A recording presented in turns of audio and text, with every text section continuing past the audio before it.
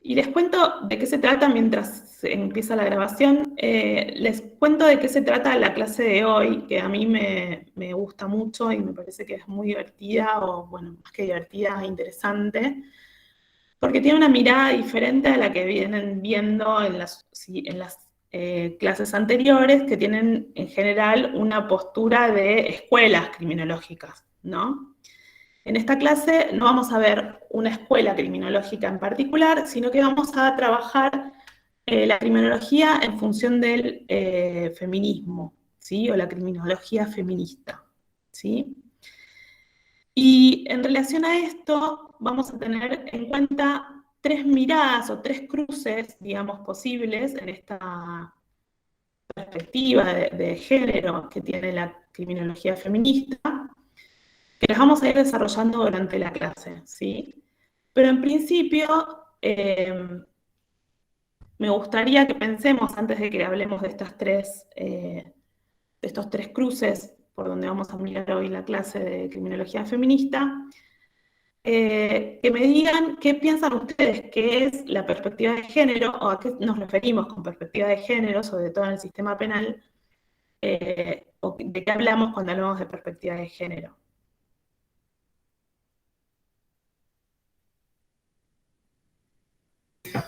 Y supongo que es un poco romper con la estructura clásica de la criminología, donde la mujer ni siquiera era capaz de cometer un delito porque no llegaba ni a eso, y bueno, y de ahí hasta ahora todo lo que sigue. Muy bien, perfecto, es una mirada, muy bien. ¿Otra cosa que se les ocurra que tenga que ver con esto?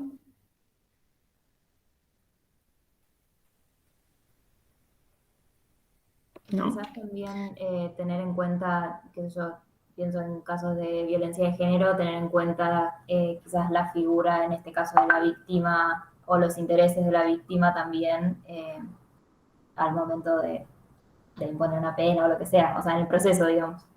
Muy bien, perfecto. Muy bien, bueno, esto exactamente lo que me comentaron recién tiene que ver con alguno de estos cruces de los que yo les hablaba recién, que vamos a ir desarrollando durante la clase, ¿sí? Bueno, entonces, por un lado, vamos a hablar de género y clase social, ¿sí? O sea, la perspectiva de género, la cuestión de las clases sociales y cómo interviene la clase social en la perspectiva de género. Las mujeres y la delincuencia, o las mujeres y la cárcel, esto que mencionaba recién Meli, perdón, pero veo muy mal. Veo muy Melipal. mal. Meli. Sí. Ok, exactamente, lo que decía ella recién. Y también esto que tiene que ver con la mujer y la victimología, o el feminismo y el punitivismo, que tiene que ver con esto que mencionaba Fiorella recién, ¿sí? O sea, ustedes me nombraron dos de los cruces de los que vamos a trabajar hoy, ¿sí? Entonces, antes de arrancar con esto, que tiene que ver con estos cruces en particular, la cuestión que a mí me parece importante para hacer hincapié con respecto a esto es el hecho de la presencia de las mujeres, y no solo de las mujeres, diría ahora, porque tiene que ver también con las diversidades de género, las personas trans, los travestis, bueno, las personas que tienen distintos tipos de género, cómo atraviesa en ellas el fenómeno delictivo y la forma o el tratamiento en el que el sistema penal incurre frente a estas cuestiones, ¿no? Y por eso la importancia o la intención de esta clase de darle importancia a la perspectiva de género. Si hacemos un poquito de historia, ya en los 60, en los 70, se pensaba, por supuesto, en el feminismo, y ya el feminismo era una lucha que venía recorriendo un gran camino, pero también se pensaba desde la óptica del marxismo, ¿no? Sí, no sé si ustedes, igual al final de la clase se los voy a leer, se los voy a mostrar mejor, pero no sé si vieron este librito, Calibán y la bruja. En este libro, Silvia Federici habla justamente de la cuestión de cómo el marxismo, de alguna manera, dejó de lado la perspectiva de la mujer o de la mirada del rol de la mujer en el sistema capitalista, ¿no? En el desarrollo del marxismo, como no estuvo relacionado, mirado, observada la perspectiva de la mujer, ¿no? Y el feminismo en general va a plantear el rol de las mujeres y la presencia en la distribución de los recursos naturales y económicos. Ay, perdón, tengo un tema que se me apareció un cartelito. Denunciando un sistema de justicia que de naturaleza es sexista o machista, diríamos ahora, en ese momento no se hablaba tanto de la cuestión machista,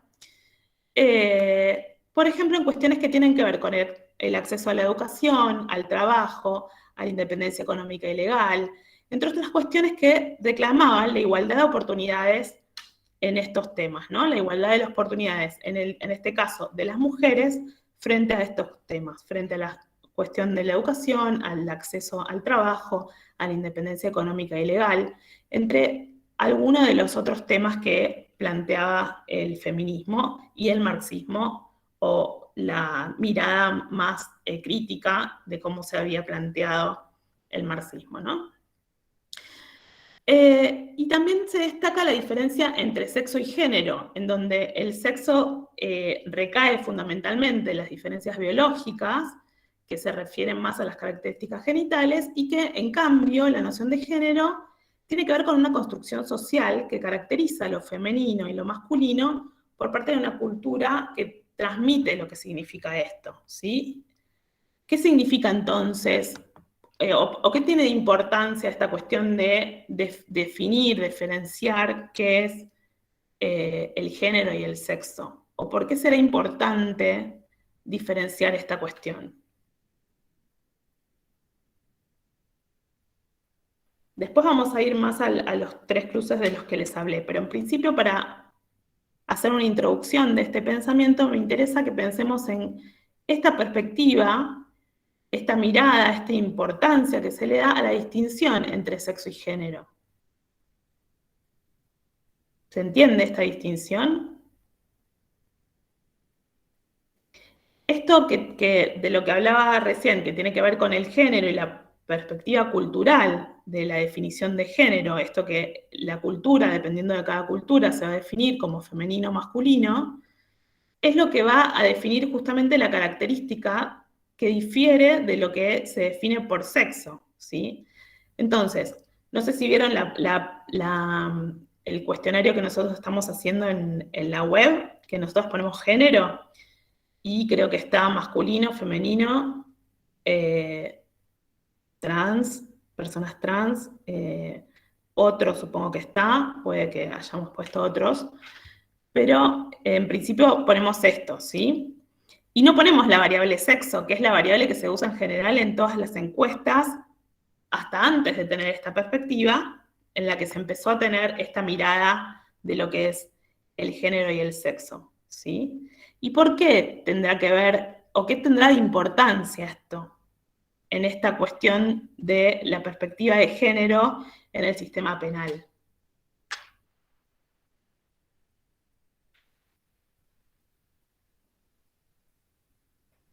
¿Es lo mismo distinguir a una persona como hombre o como mujer que distinguir a la persona según cómo se perciba en su género? No, claramente no. O sea, No, biológicamente es, digamos, uno nace, ¿no? Con ese sexo, pero a la hora de identificarnos, creo que eso está bueno, algo de la sociedad de hoy en día, que permite que cada uno se autoperciba de la manera con la que se siente más cómodo, ¿no? exacto. Muy bien, entonces como es importante eso, como decís Agostina, como es muy importante esto, el sistema penal también tiene que adaptarse a esto, ¿no? No solamente las encuestas, que obviamente lo están haciendo. Digo, el sistema penal en el sentido de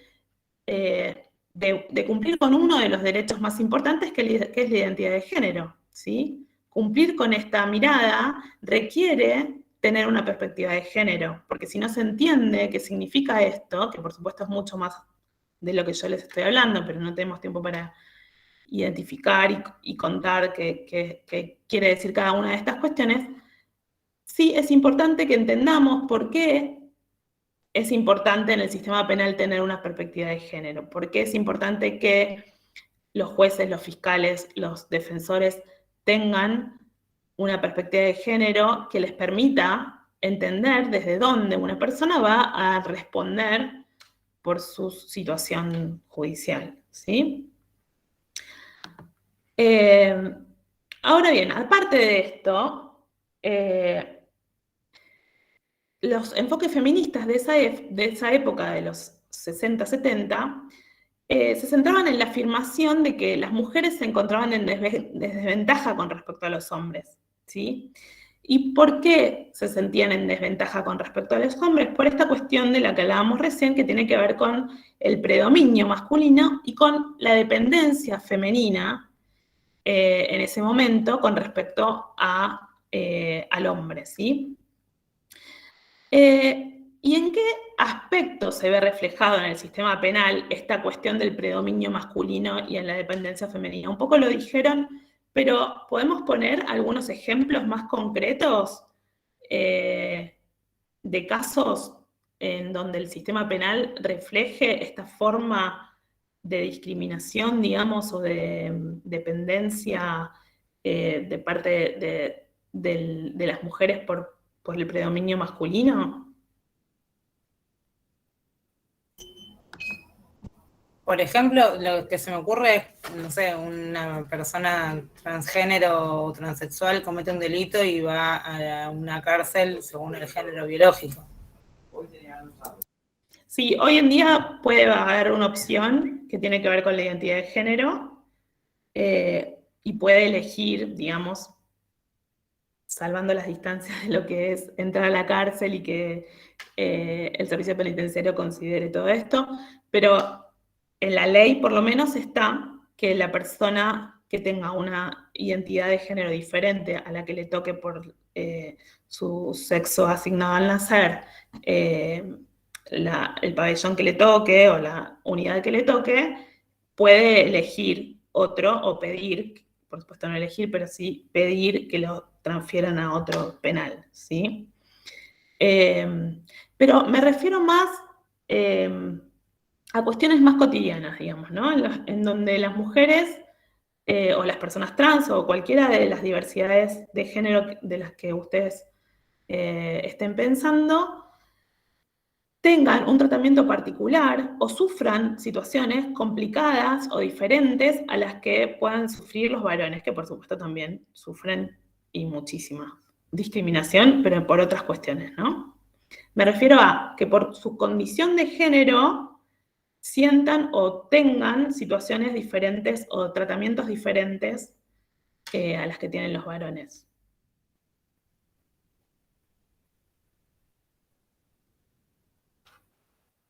La máxima, o la que a mí me parece que es la más representativa, tiene que ver con la violencia de género, ¿sí? Con las situaciones de femicidios, ¿sí? De asesinatos contra mujeres por su condición de género, ¿sí? Este es para mí el ejemplo más atroz, ¿no? Más extremo, ¿sí? Pero antes de todo eso hay un montón de otras cuestiones que tienen que ver con la violencia de género, que no llegan a esa situación extrema, pero que sí se van dando en general previamente, lo que se llama círculo de la violencia, previamente a la situación del homicidio, ¿sí? Y tiene que ver con esto que les decía recién, que se va definiendo, digamos, el género en función de la cultura patriarcal, machista, en este caso en el que nosotros vivimos, ¿sí? Por ejemplo, las violaciones, los crímenes callejeros contra trabajadores sexuales, la maternidad solitaria, la pornografía, son cuestiones que son en general reconocidas, o bueno, ahora mucho menos, ¿no? Pero antes reconocidas más por el ámbito privado, por lo que sucede en el ámbito privado, que por lo que sucede en el ámbito público. Y durante un montón de tiempo el ámbito privado era algo intocable, ¿sí? Era algo a lo que el sistema judicial no tenía acceso, ¿sí? O no debería meterse, por lo menos, ¿sí? Esto fue cambiando, por suerte, y hoy es el Estado el que tiene que garantizar el derecho de las personas a, entre un montón de otras cosas, la identidad de género, que no pueda haber violencia contra las mujeres, erradicar la violencia contra las mujeres es una de las principales responsabilidades de los estados, ¿sí? Entonces, hubo un montón de cambio que viene dándose desde todo el movimiento feminista, pero que ha surgido y ha crecido y ha provocado, por suerte, un montón de garantías, digamos, si los queremos llamar de alguna manera, que antes las mujeres, muchísimo menos las personas trans y travestis, tenían, ¿no? Muchas veces existe una crítica de lo que es, de por qué las mujeres, ¿no? ¿Por qué hablan tanto de las mujeres, ¿no? Bueno, por supuesto que es mucho más la cantidad de mujeres que lo que hay de personas trans, ¿no?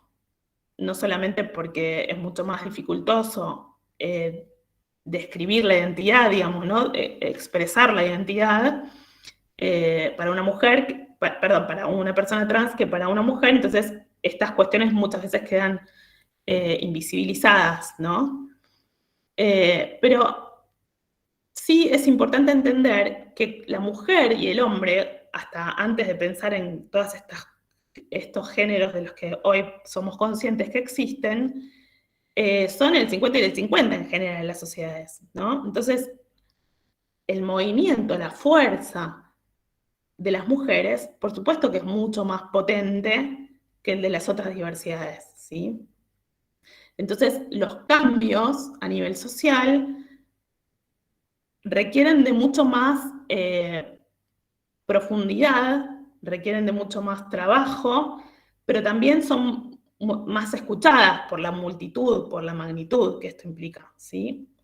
Entonces, no es por un capricho, no es porque querramos ver una sola parte, sino porque es más, se habla mucho del grito, ¿no? Del grito de las mujeres. Justamente tiene que ver con eso, con que la forma de expresar es mucho más potente en una proporción poblacional que es mucho más importante, ¿sí? Por eso han logrado cambios con muchísimas cosas que pasaron en el camino tremendas, pero que sí han podido provocar cambios que por suerte hoy están en marcha. Por supuesto hay un montón de otras cosas que faltan, pero es importante reconocer que es muy distinto a lo que las feministas de los 60 y los 70 gritaban en su momento, ¿sí? Bueno, entonces ahora sí, vamos a arrancar con el primer cruce, que es género y clase social, ¿sí? Entonces, en ese momento, en aquel momento y ahora todavía, hay posturas feministas que aseguran que la violencia y la discriminación de un género en el contexto capitalista no son una disrupción del orden habitual, sino una característica del sistema. Es decir, es parte de la estructura institucional básica de las sociedades capitalistas. ¿Qué quiere decir esto? Esto tiene que ver con el libro que les mencionaba recién, en donde afirma que la violencia de género se da en todas las etapas del capitalismo, pero se vuelve más virulenta y penetrante en tiempos de crisis, porque los hombres ven su masculinidad amenazada. ¿Y por qué les parece que los hombres pueden ver su masculinidad amenazada? ¿O en qué contextos les parece que los hombres pueden ver su masculinidad amenazada?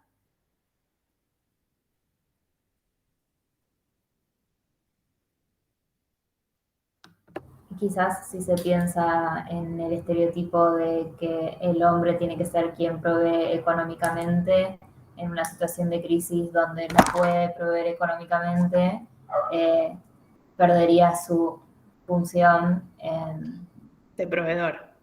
Sí. Exacto, muy bien, Fiorella. Sí, sí.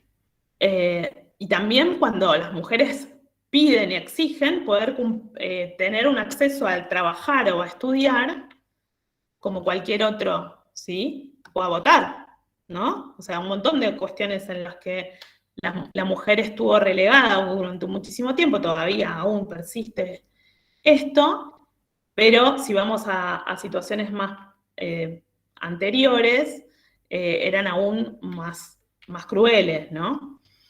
Sí, exactamente. En esos momentos en los que el rol masculino, ¿no? Porque esto no es cuestión de demonizar al hombre como tipo, bueno, los hombres malos y las mujeres buenas, sino que en ese rol, en esa construcción cultural de lo que es masculino y de lo que es femenino, la masculinidad se ve amenazada no porque el hombre quiere demostrar, perdón la brutalidad, pero que la tiene más larga, sino que tiene que cumplir con ese rol, así como nosotras tenemos que cumplir con el rol de buenas madres, ¿no? De cuidadoras, ¿no?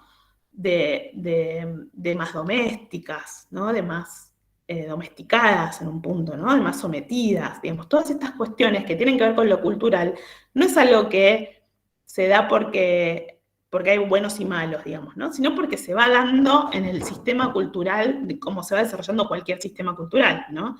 En este caso, en estos sistemas patriarcales y machistas, tienen que ver estos roles, se ven amenazados justamente porque hay algo que está haciendo una ruptura en ese rol asignado, ¿sí?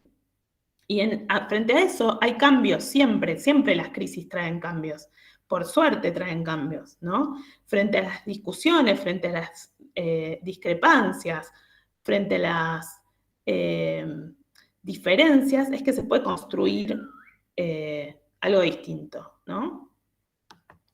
Entonces, Silvia Federici en El Calibán y la Bruja afirma que el sometimiento de las mujeres cumple un rol central en el proceso de acumulación capitalista.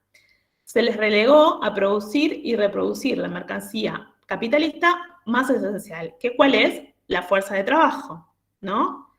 Sin embargo, esto en la teoría marxista no se reconoce exactamente así, ¿sí? Se lo ve como un trabajo, una actividad socioeconómica que es como un recurso natural, digamos, ¿no? Como un servicio personal, como algo que tiene que estar dado, ¿no? No se ve como la plusvalía de la que hablaba Marx, ¿no? En función de las mujeres, ¿sí? Entonces, Federici sostiene que Marx no tuvo en cuenta que este trabajo, o sea, el trabajo reproductivo de la fuerza de trabajo doméstica de la mujer, es también esencial en el capitalismo, ¿sí? ¿Y por qué es esencial? ¿Por qué les parece que, además de la explotación del trabajador asalariado, esto de que tiene que ver con el plusvalor, no se pensó también en la esclavitud, digamos, de la mujer? ¿Se entiende a lo que voy?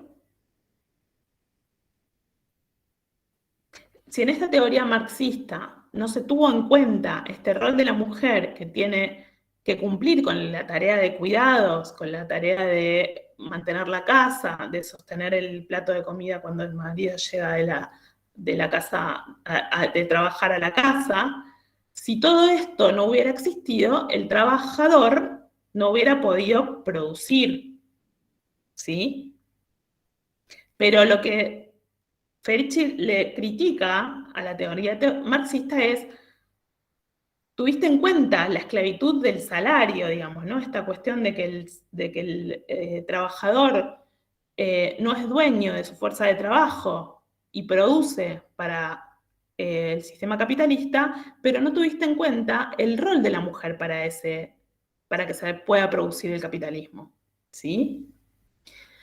Igual, más allá de que uno pueda criticar o no, si la visión estuvo o no, a mí me parece interesante de esta cuestión, la cuestión de la naturaleza que se le da a esta mirada de la mujer sostenedora, ¿no? De madre, de cuidadora.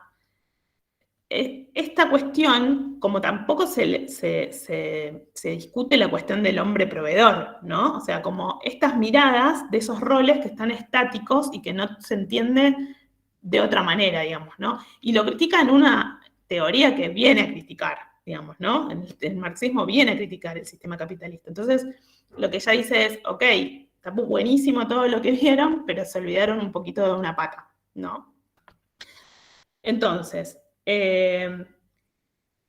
va a decir que el trabajo de cuidados y de gestión del hogar, digamos, que es el de las mujeres, está en un sentido desproporcionado, porque las limita en la posibilidad de participar plenamente en el mundo del trabajo o académico, ¿sí? En aquel momento no solamente permitían el desarrollo del trabajador para poder cumplir con su rol de trabajador, sino que tampoco se las miraba como personas dignas de cumplir con otras tareas que no sean las de cuidado, ¿sí? Que puedan trabajar, que puedan estudiar, etc. ¿Sí?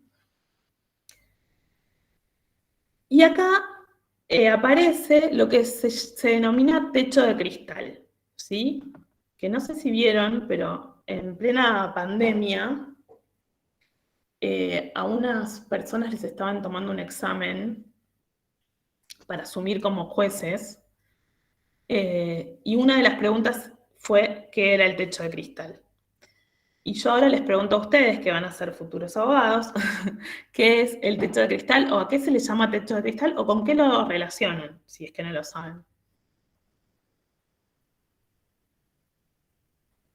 Estás muteada, Se Romina. refiere al límite invisible que hay para las mujeres en determinados ámbitos, que laboralmente pueden escalar hasta un cierto punto y de ahí en adelante hay solo hombres.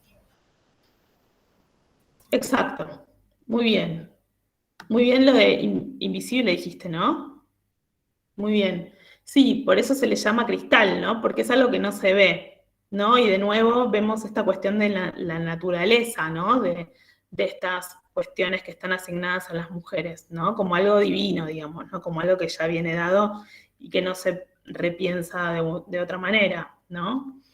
Tiene que ver justamente con eso, con que las mujeres, por ejemplo, no logran insertarse en las estructuras de poder dentro de la sociedad de la manera en que la hacen los hombres. O sea que no hay igualdad de condiciones, ganan menos, acceden a trabajos de menor calidad. Entonces existe una dificultad o una imposibilidad de las mujeres de acceder a determinados puestos dirigenciales o directivos, que es esto del techo, digamos, ¿no? Esto que mencionabas vos. Y se suma a esto la cuestión esta de que están encargadas, de que son encargadas naturales de la crianza, de las tareas de gestión del hogar, y que todas estas cuestiones les quitan tiempo para poder realizar otras actividades como estudiar y trabajar, ¿no? Entonces, la cuestión de género y clase social, que es el primero de estos cruces que nosotros pensamos para dar esta clase, tiene que ver entonces con comprender la desigualdad social, ¿sí? Pero no solamente comprender la desigualdad social como venimos viendo en las clases anteriores, sino que pensar la desigualdad social implica poder comprender también la desigualdad de género, ¿sí? O sea, no podemos solamente ver la desigualdad social en el sentido de la estructura social y de las bases en las que hay un sufrimiento claramente de los más desposeídos, sino tenemos también la cuestión de la perspectiva de género, ¿sí?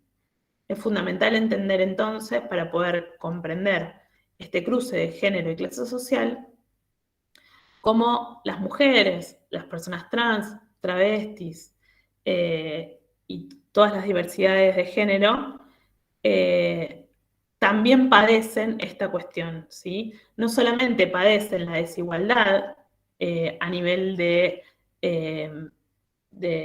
no poder acceder, como decía recién, a puestos que les permitan tener otra autonomía económica, sino también sufren lo que se llama discriminación cruzada, que además de ser pobres, no quiere decir con esto que todas las mujeres son pobres o todas las personas trans son pobres, no. Estoy diciendo que en general, por esta cuestión de no poder tener acceso a las mismas condiciones, hay una cuestión que las deja por debajo de lo que en general los varones pueden acceder. Entonces, no solamente tiene que ver con no poder tener acceso a nivel económico, sino también que sufren la discriminación cruzada porque se interpreta que además de ser pobres pueden sufrir la discriminación por cualquier otra cuestión que tenga que ver con la raza, con el género, con la clase social, ¿sí? Entonces, comprender la feminización de la pobreza, que es otro de los conceptos de los que habla Federici y otros autores también, que después les voy a nombrar, es entender también la condición de mujer dentro de estas sociedades. La globalización, por ejemplo, es un proceso que agranda la brecha entre ricos y pobres, ¿no? Pero las mujeres son claramente las más perdedoras, digamos, las grandes perdedoras de la política económica del capitalismo, ¿no? Entonces, para nombrarles algunas de las cuestiones que tienen que ver con lo que se denomina la división sexual del trabajo, podemos pensar que los varones están dentro de lo público y las mujeres dentro de lo privado, ¿no? Las mujeres dentro de casa y el varón sale a buscar el trabajo. El varón está dentro de lo productivo, o sea, dentro del trabajo productivo, el que genera la riqueza, y las mujeres el reproductivo, ¿no? El reproductivo porque son las encargadas de reproducir la familia, ¿sí? Está claro que el trabajo de los varones es el más visible, ¿no? Y el de las mujeres el más invisible.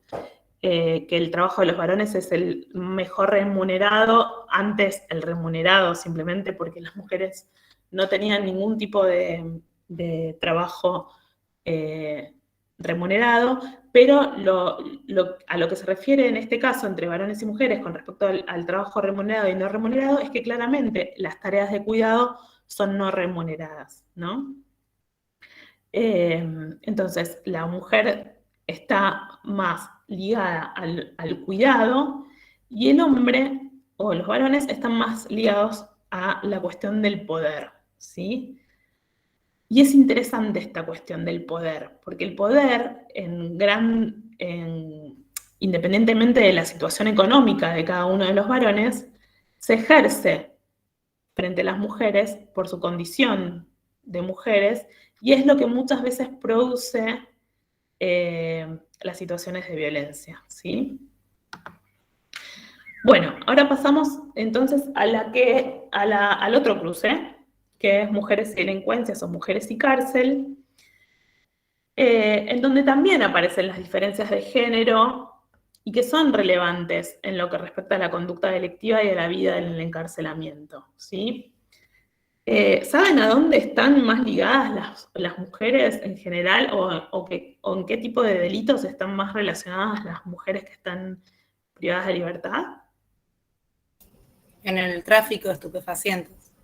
Exacto. ¿Y por qué les parece que hay más mujeres que hombres? No, perdón, en proporción, por supuesto son mucho más los hombres que están detenidos, entonces son mucho más los hombres que están detenidos por el tráfico de estupefacientes que las mujeres, ¿sí? Pero si miramos nada más que la población femenina privada de libertad, es mucho más grande la proporción de mujeres que están detenidas por la ley de estupefacientes que por otros delitos, ¿sí?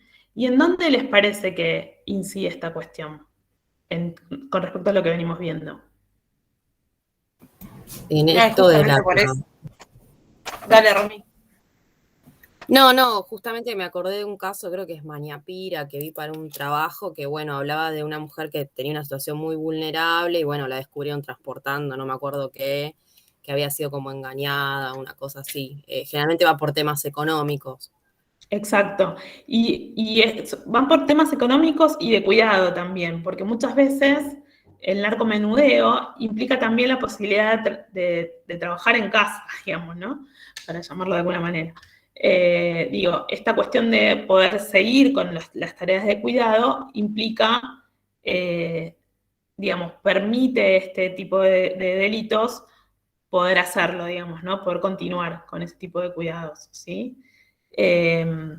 Y también tiene que ver con esta cuestión de la vulnerabilidad de las mujeres en general y también con algo que yo recuerdo por distintas investigaciones que hicimos con mujeres detenidas, esta cuestión de saber ellas que por ser mujeres no las iban, por ejemplo, mujeres que transportaban en sus cuerpos cocaína, ¿no? Muchas mujeres que se ingestan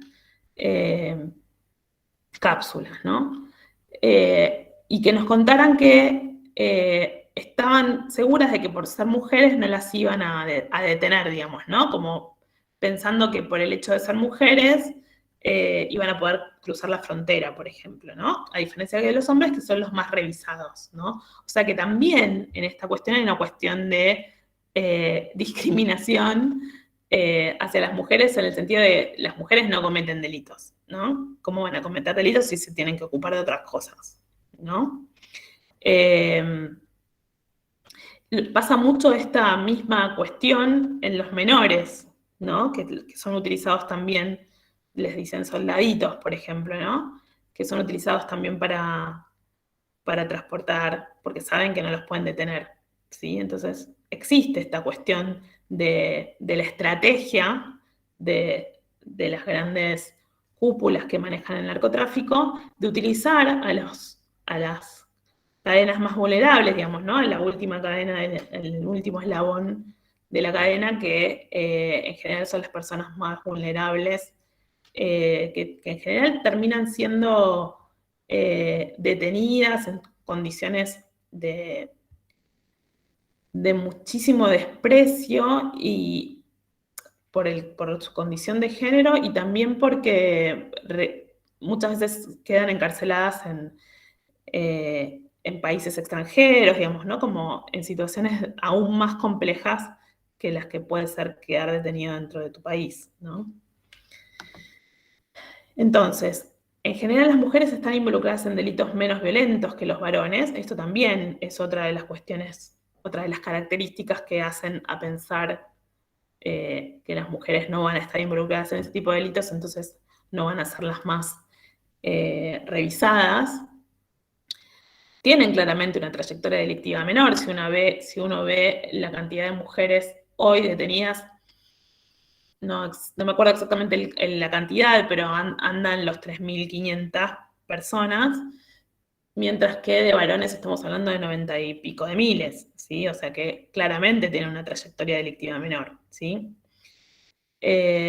Pero hay una cuestión también que es interesante de pensar, que tiene que ver con la situación de las mujeres antes del ingreso a prisión, que representa esta cuestión de mayor vulnerabilidad por la cuestión esta de la responsabilidad del cuidado de sus hijos. Entonces, por eso también es que el motivo más frecuente en que la mujer ingresa al sistema penitenciario es por el tráfico de estupefacientes, y también por estas cuestiones de estereotipos específicos sobre las mujeres que hacen que la estrategia delictiva tenga que ser utilizada a una mujer, ¿sí? Y aparte de este tipo de estereotipos, luego de que las mujeres ingresan al sistema penal, las mujeres son doblemente estigmatizadas, ¿sí? ¿Y por qué les parece que pueden ser doblemente estigmatizadas? ¿En qué sentido?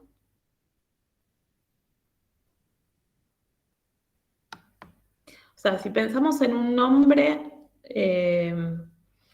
detenido que sale de la cárcel y tiene que reinsertarse en la sociedad, ¿no? En términos ideales. Y pensamos en una mujer que sale de la cárcel y tiene que reinsertarse en la sociedad. ¿Por qué podemos pensar que sufre una doble estigmatización? ¿Cuál será la estigmatización o lo que la mujer no cumplió en estos roles, en estas asignaciones de roles y de tareas que tenemos dentro de lo cultural?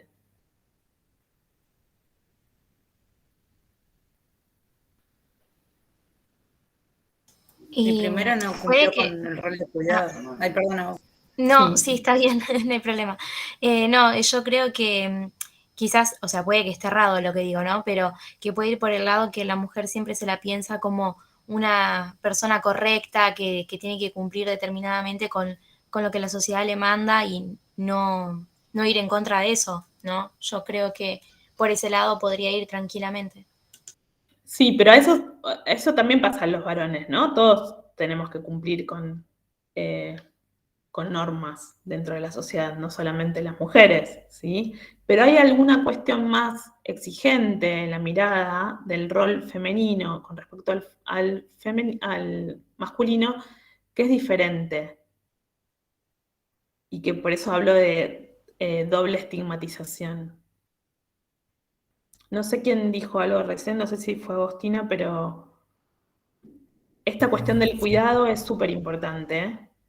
Si ustedes leen sentencias de condenas en donde se ponen las razones, ¿no? Por las cuales se dan las cantidades de años en la condena, muchas veces aparece esta cuestión de abandonó a sus hijos, ¿no? O sea que la mujer no solamente cometió un delito, porque intentó pasar droga en su cuerpo, poniendo su cuerpo y su vida en riesgo, sino que aparte no cumplió con esa tarea fundamental que es cuidar a sus hijos. ¿Sí? Eso sí no se lo exigen a los varones. O sea que no existe una sentencia en donde el varón haya abandonado a su hijo, digo entre comillas por esta cuestión de si es abandono o no, porque no está esa exigencia en los varones, ¿sí? Incluso si ustedes piensan en las personas que tienen hijos y viven privadas de libertad, son las madres las que se quedan en cautiverio con sus hijos, ¿sí? No son los varones los que... No existe la ley, digamos, en donde el hombre pueda convivir con sus hijos, ¿sí? Las mujeres. ¿Sí? A esto me refiero con estigmatizar, ¿sí? Que ese rol de cuidado no está distribuido equitativamente. No es solamente la desigualdad a nivel económico o a nivel de fuerzas, digamos, ¿no? Si uno lo piensa en relación al poder, sino que es muy fuerte esta cuestión de las buenas madres, de tener que cuidar no solamente a los hijos, sino que muchas veces somos las mujeres las que tenemos que cuidar a los ancianos, a los parientes que tenemos que no puedan vivir por sí mismos o que necesitan de algún tipo de ayuda, somos nosotras las que tenemos que cumplir con ese rol, ¿no? Entonces, si tenemos que cumplir con ese rol, ¿cómo se nos ocurre delinquir? ¿No? No podemos, ¿no? Bueno, así como no podemos delinquir, tampoco podemos, tampoco podríamos trabajar, tampoco podíamos estudiar, ¿no? No estoy diciendo, no estoy haciendo una apología del delito, no estoy diciendo que, bueno, ahora podemos delinquir, sino que es tan penetrante esta mirada, está tan naturalizada esta mirada, que muchas veces no se considera, porque no se tiene en cuenta que un hombre puede cuidar a su hijo. Por supuesto que el contexto del encierro es una situación en la que nadie quiere que se desarrolle ningún hijo, ¿no? Pero bueno, siendo la situación en la que se da que una mujer queda privada de libertad y un hombre queda privado de libertad, el hijo queda a cargo de la mujer. Por supuesto está justificado desde la cuestión del maternaje, la cuestión de dar de mamar y toda la primera etapa, digamos, ¿no? En la que la mujer necesita, el bebé necesita de la mujer supuestamente diferente a lo que necesita del varón. No es que falten argumentos para esto, pero sí existe esta exigencia, ¿no? Esta mirada está puesta y se vuelve a dar esta cuestión de discriminación y de mayor crueldad, digamos, ¿no? De mayor exigencia, de dejar más vulnerable aún a las mujeres en las mismas condiciones, cometiendo el mismo delito, pero condenándola más por su condición de género, ¿sí? Por eso también es importante la perspectiva de género. Porque imagínense ustedes cuando sean abogados y tengan que defender a una mujer, si no tienen estas miradas, si no tienen esta perspectiva, si no se comprende todo lo que pudo haber pasado en este ejemplo que les doy, cualquiera sea, van a seguir sosteniéndose estas injusticias, ¿sí? Bueno, entonces, el último punto es mujer y victimología o feminismo y punitivismo, ¿sí? Y tiene que ver un poco con lo que veníamos viendo al principio de la clase, en donde yo les nombraba algunas situaciones concretas de delitos, entre ellos, por ejemplo, los femicidios, que es la situación más extrema que una mujer puede sufrir por su condición de género, por parte del hombre, por el poder machista. Pero en este caso vamos a pensar en esta cuestión de la mujer vista en su rol de víctima, pero con la misma mirada exigente, ¿no? Con esta mirada de cumplir, que continúe cumpliendo con ese rol, ¿no? Las mujeres claramente están más expuestas a situaciones de violencia, tanto en el ámbito público como en el privado, ¿no? ¿Y por qué puede ser esto? O si están de acuerdo o no, díganme, si están de acuerdo en que las mujeres están más expuestas a ser víctimas de situaciones de violencia.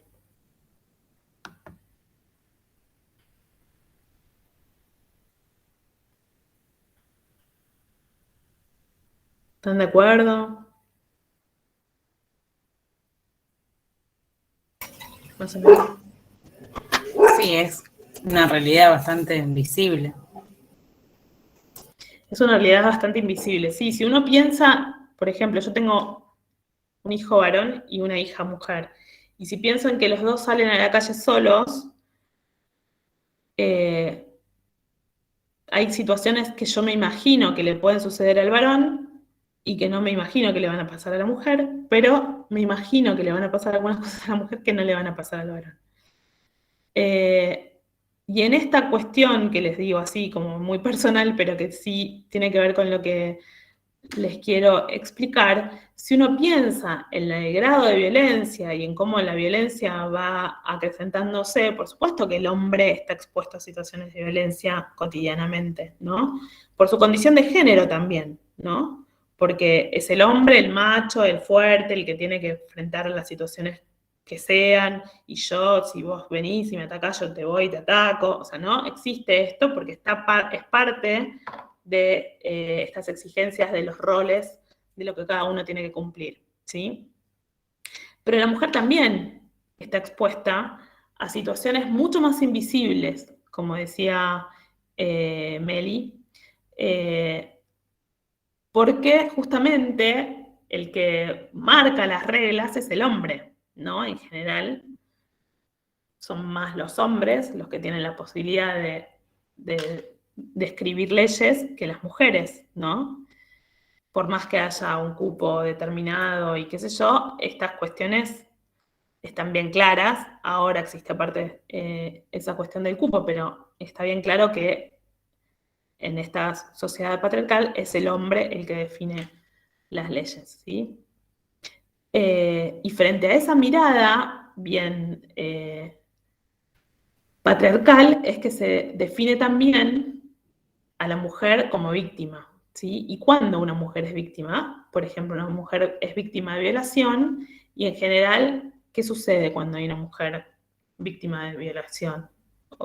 Bueno, ahora intentamos que sucedan menos esas cosas, pero que en general, ¿qué es lo que en dónde se pone la mirada? En la víctima, En cómo iba vestida, sí. qué estaba haciendo, cosas que no Exacto, tienen que ver con el hecho. exacto, sí. Y las formas en las que las mujeres aparecen cuando tienen que declarar, por ejemplo, también hay una desprotección absoluta, una revictimización absoluta de estas situaciones, ¿no? Se les pregunta 80.000 veces qué tenían puesto, cómo fue, en qué horario, de dónde venía, hacia dónde iba, con quién se encontró, qué le hicieron, cuántas veces. Bueno, todas estas cuestiones en detalle un montón de veces. Eso es lo que se llama revictimización. ¿Por qué se llama revictimización? Porque no solamente sucedió el hecho, que ya es de por sí traumático, sino que cada vez que uno tiene que contar esas situaciones, es revivir esa situación, es que no tengan en cuenta que uno revive esa situación, y hay un contexto totalmente de desprotección frente a esas situaciones, ¿sí? Entonces, esta cuestión que yo les decía que tiene que ver con que son los hombres los que en general dictan las leyes, en esta relación asimétrica entre el hombre y la mujer, y que no solamente tiene que ver con la fuerza física que tiene el hombre, claramente, sino porque a lo largo de toda la vida las mujeres fueron educadas en un contexto cultural machista y patriarcal, que de alguna manera subestima su papel. Entonces, en general, los cuerpos de las mujeres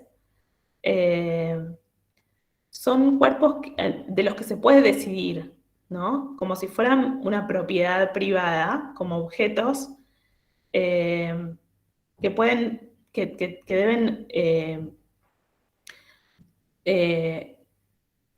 ocuparse de esas tareas, las que les son asignadas, digamos, y que si utilizan su tiempo para otra cosa, como divertirse, salir a pasear, vestirse como se les cante, ponerse la ropa que se les cante, pintarse como se les cante, van a ser vistas también como algo que provocaron, digamos, ¿no? Por eso también, digamos, por esta cuestión de que es el hombre el que decide frente a estos roles sobre cuál es el papel que debe cumplir la mujer, es que también desde esa mirada de propiedad privada es que se define cómo debe cumplir el rol la mujer y cómo debe comportarse en esta sociedad, ¿no? Yo les voy a leer lo que define la Convención de Belén do Pará sobre lo que es la violencia contra las mujeres, ¿sí?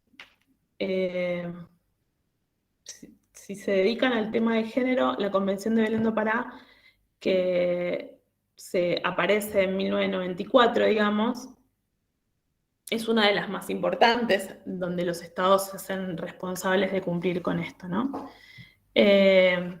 La violencia contra la mujer es cualquier acción o conducta basada en su género que cause muerte, daño,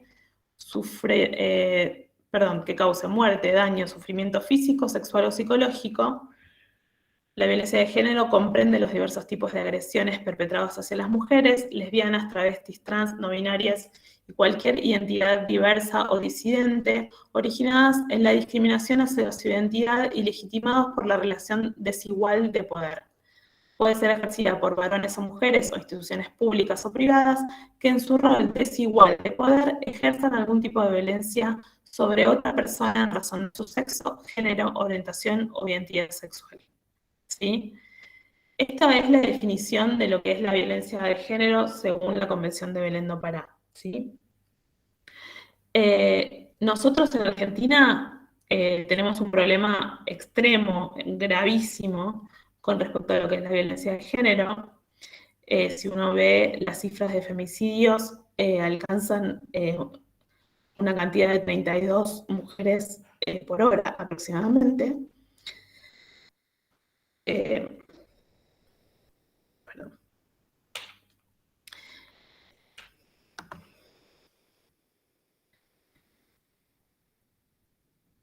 Bueno, voy a pasar a otro tema para no engancharme con esto.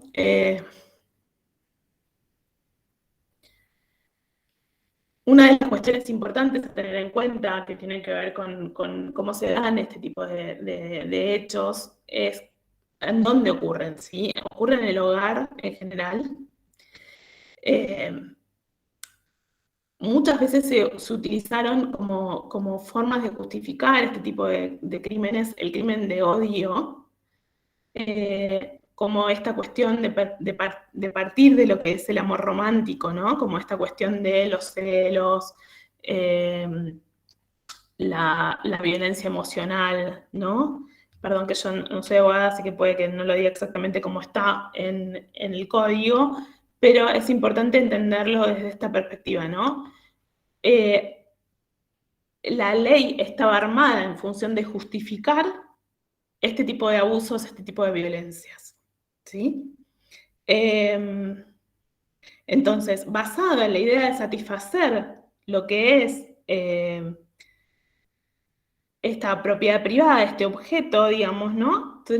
El éxito personal o la forma de cumplir con este amor romántico, con que esa mujer no se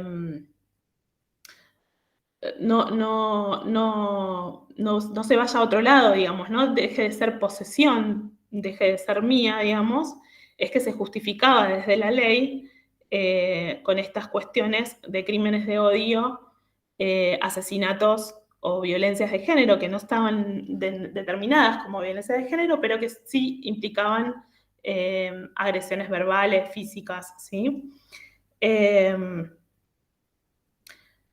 Entonces, si esa propiedad escapaba de las manos del perpetrador, digamos, existía una forma violenta de responder si es que la mujer no se subordinaba a lo que el hombre, digamos, explicaba dentro de su hogar cómo eran las reglas, ¿no? ¿Se entiende esto, no? Perdón, ¿hasta acá se entiende a lo que me refiero con esta cuestión de poseer, digamos, ¿no? A la mujer como objeto, ¿no? Entonces, a partir del desarrollo de la victimología alrededor de los años 50, y que tiene que ver con esto que les decía al principio de la clase, se ligó el fenómeno del delito al papel que juega en él la víctima. Y entonces, en los casos de abuso sexual, por ejemplo, ahora se le da a la víctima un papel diferente, ¿no? Que no es como es ahora, que eran culpables de los delitos contra ellos, que no podía haber una violación si ella no había incitado a que eso suceda. Entonces, el fenómeno delictual giraba en función del varón, ¿sí? Fíjense que es el que dicta las normas y quien define el papel de las víctimas. Entonces, desde este lugar es que se pensaba a la revictimización, a la culpabilidad de la mujer.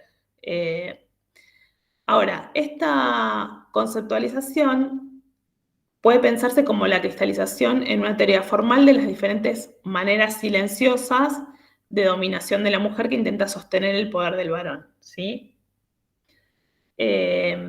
como el hombre siempre sostuvo esta cuestión de cuidar la honestidad de la mujer y de castigarla en el caso de que no cumpla con esa honestidad, también el encargado de reprimir esas conductas, ¿sí?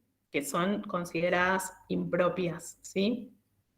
Ahora, hacia 1980, con estos feminismos, con estos movimientos feministas y con las corrientes abolicionistas, se centraron en lo que es las víctimas, ¿sí? Las víctimas que no reciben información sobre sus casos, que no reciben protección ni ayuda por parte de la policía, que muchas veces deben volver al lugar en el que fueron agredidas, que no tienen privacidad en los interrogatorios, que se perciben poco escuchadas, que se sienten ignoradas o descalificadas.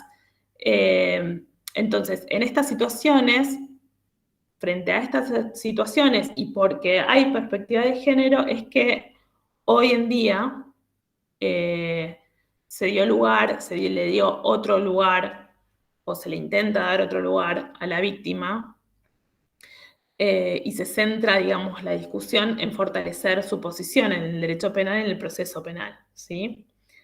Entonces se le da lugar en el proceso penal, enfatizando la presencia de la mujer en ese proceso, reforzando los mecanismos de protección para minimizar la victimización secundaria o la revictimización, minimizar estas cuestiones, y se hace foco, digamos, o se intenta hacer foco, o se empieza a hacer foco en la atención y los derechos de las víctimas, y se crean lo que se llaman los centros de atención a las víctimas. ¿Hay algún chat? Perdón, escuché algo, pero no lo veo. ¿Sí hay? ¿Alguien escribió algo? No. Tengo una pantallita acá que no la quiero poner. No, un compañero decía que se tenía que retirar. Ah, ok, perfecto. Bueno, entonces, otra de las cuestiones que también es importante para lo que es el Poder Judicial, por ejemplo, y todos los funcionarios públicos en general, pero bueno, en el Poder Judicial está puesto el foco por esta cuestión de la perspectiva de género, se creó lo que es la Ley Micaela, o se dictó lo que es la Ley Micaela, en donde se demuestra, digamos, lo insuficiente del derecho penal y la evidente, digamos, problemática que existe en la insensibilidad, digamos, de alguna manera, del sistema penal frente a la problemática de la violencia de género, ¿sí? Bueno, para ir cerrando, les voy a leer algunos parrafitos de Rita Segato, después les digo bien de dónde lo saqué, que tiene una mirada bastante particular en lo que es el punitivismo. Vieron que al principio hablábamos de género y clase social, después hablamos de mujeres encarceladas, y este apartado, digamos, este cruce se llama Mujer y Victimología, o Feminismo y Punitivismo, ¿sí? Y en este caso, a mí me parece interesante esta mirada que tiene Rita Segato en cuanto a la cuestión de la pena frente a los crímenes de género, ¿sí? Por supuesto que siempre pensamos en el punitivismo en función de los crímenes contra la propiedad o contra la vida de las personas en general, pero en donde, si vemos todo cómo fuimos rearmando las clases y cómo las fuimos pensando, los sujetos subalternos o los más desposeídos son los que en general están dentro del sistema penal, ¿no? El pobre, el más desposeído, ¿sí? Ahora, el garantismo, en el tema de los crímenes de género, dice Rita, debería proceder en sentido contrario, pues la contracorriente, la verdadera discriminación positiva, se encuentra del otro lado del crimen. Eso dice Rita, ¿sí? El poderoso es el perpetrador. No sé si se acuerdan de de una canción que se armó para uno de los Ni Una Menos, creo que en Chile, no acá, que una de las frases que decía era el Estado es el violento, ¿no? No me acuerdo exactamente cómo era, ¿no? Pero hablaba del Estado, ¿no? El violento eres tú, ¿no? Y hablaba del Estado, ¿no? Y el Estado, en este sentido, es una construcción, es un sujeto que no es palpable, por supuesto, pero que sí representa el máximo poder posible que puede tener el varón, digamos, ¿no?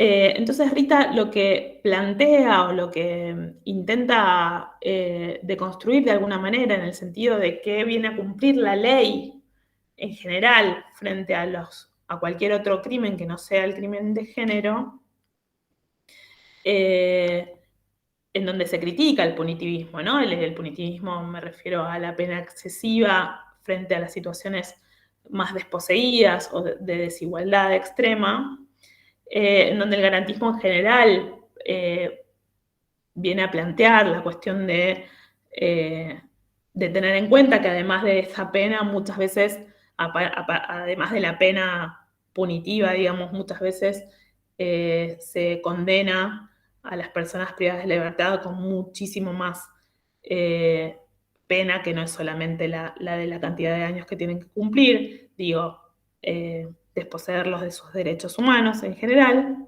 la tortura, bueno, todo lo que sabemos que sucede en la cárcel en general. Rita dice que en los casos de crímenes de género, este garantismo debería funcionar de otra manera, ¿no? ¿Por qué? Porque el poderoso es el perpetrador. Cuando habla del poderoso, está hablando del Estado, ¿sí? O sea, el Estado es el perpetrador. Que dice, precisamente delinque para reproducir, demostrar y especulizar en la posición de dominio que su masculinidad le confiere a los ojos de los otros hombres y de la sociedad en general. O sea que a partir de esa mirada de que es el Estado el que rige las leyes, es el Estado el que no tiene perspectiva de género, es el Estado el que tiene esa mirada frente a la mujer, si es el Estado el que sigue siendo el que determina cómo vas a castigar a la persona que cometió un crimen de género, debería, dice Rita, existir lo que se llama discriminación positiva. O sea, que en este caso deberíamos mirar quién está del lado del crimen. Eso es lo que está diciendo Rita, ¿sí? Dice que el crimen de género es un crimen de exceso de poder y la vulnerabilidad se encuentra del lado de la víctima, que es quien necesita de la discriminación positiva, que es quien necesita de la acción afirmativa, pues es quien no ha adquirido todavía el estatus de ciudadanía plena. O sea, las mujeres, las personas trans, las mujeres, las personas travestis, las personas binarias, las personas de otro tipo de género, ¿sí? Y las pruebas son una gran cantidad de sentencias que no registran ni garantizan la dignidad de personas plenas para las mujeres. Y yo agrego para las otras disidencias, ¿sí? Bueno, esto es lo que les quería contar hoy. La clase de hoy se trataba de esto. No sé si tienen dudas, si quieren conversar sobre algo más. Yo, si no tienen dudas, les muestro este librito, que es el que les mostré recién, del que hablamos, que es Calibán y la bruja, de Silvia Federici, que se los recontra recomiendo, Mujeres, Cuerpo y Acumulación Originaria, y hacia una criminología feminista de Carmen Anthony, que también está buenísimo, y se los súper recomiendo. Hay un montón de literatura feminista, que no solamente de criminología feminista. De Rita les puedo recomendar La guerra contra las mujeres. Catherine McKinnon es otra jurista académica, abogada, que escribió hace una teoría feminista del Estado. Bueno, Diana Mafia, Virgin Despentes, en teoría de King Kong, yo se las recontra recomiendo también porque tiene toda esta mirada de la mujer no